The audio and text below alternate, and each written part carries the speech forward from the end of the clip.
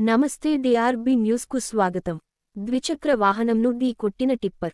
భద్రాద్రి కొత్తగూడెం జిల్లా భద్రాచలం అంబేద్కర్ సెంటర్ వద్ద అల్లూరి సీతారామరాజు జిల్లా ఎటపాక మండలం గుండాల ఇసుక ర్యాంప్కి వెళ్తున్న టిప్పర్ ద్విచక్ర వాహనంను ఢీ కొట్టటంతో ద్విచక్రంపై ఉన్న ఇద్దరికీ తీవ్ర గాయాలు.